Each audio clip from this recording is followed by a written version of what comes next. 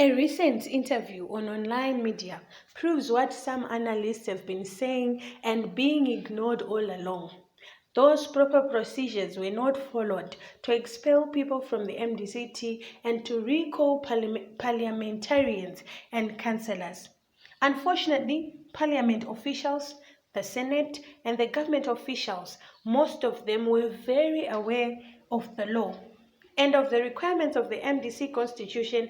They saw it as an opportunity to destroy the opposition and connived with the weaker faction of the MDC to effect recalls and gave money available under the Political Parties Finance Act to the Constitutional Court reconstructed MDCT. Kalipan Pogeni said that the WhatsApp Council meeting held in May was not properly constituted as it left out some eligible council members. Hence, decisions made on such a meeting cannot be binding. Yet, Kalipani and his colleagues went ahead and used the decisions reached at the same inappropriately called meeting to expel people from the party and to recall legislators and councillors. Out of the greedy for office, Kalipani and his colleagues saw it fit to fire parliamentarians and councillors, forgetting that the Supreme Court ruling came about because the constitution of the MDC had not been followed in electing a successor to the MDC founding president, the late Dr. Morgan Tsvangirai. The process to elect the successor, therefore, was supposed to be religiously followed. The Supreme Court ruling was very clear. It gave an option for the party to hold an extraordinary Congress and nothing more beyond that. But out of greed for the office, Kalipani and his colleagues went on to fire MPs and senators to create positions for themselves in the parliament and the Senate. All this was done against the advice by seasoned politician Abednego Bebe, who was reported in the media as having stormed out of the bogus WhatsApp Council meeting. By his own admission, Kalipani said, "It has not been possible to convene any council meetings during the height of the coronavirus pandemic.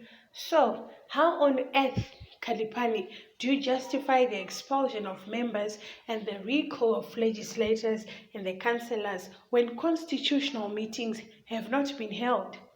How do you, Kalipani, justify your position as a spokesperson of the MDCT under these circumstances?" Kalipani, on one hand, you want coronavirus to ease for there to be properly constituted meetings to happen, and on the other, you are quick to jump into the position of Secretary for Information and Publicity for a political party, and you are quick to want to jump into Senate. Are you real or are you fake? It appears that you are an opportunist. Now that you can confirm that there hasn't been any opportunity to hold appropriate meetings that should be held, why can't you resign from your inappropriately assumed office and let the MDCT 2014 structures take over? And one point that has always been said over and over again: coronavirus was no excuse for not holding a Congress. In this digital world, e-meetings can be held. The United Nations has had an e-General Assembly, so the coronavirus is no excuse for not having held the Supreme Court recommended extraordinary Congress. It was just a case of incompetent leaders who could not think outside the square to make things happen. Therefore, suggestions along e-events were ignored, and those who ignored should do the humble thing to accept failure and admit it was because of their lack of adequate thinking capacity that the Supreme Court could not be implemented within the stipulated time frame. Now that the Supreme Court time frame given for the extraordinary Congress is expired, the 2014 party structures should meet to decide the way forward.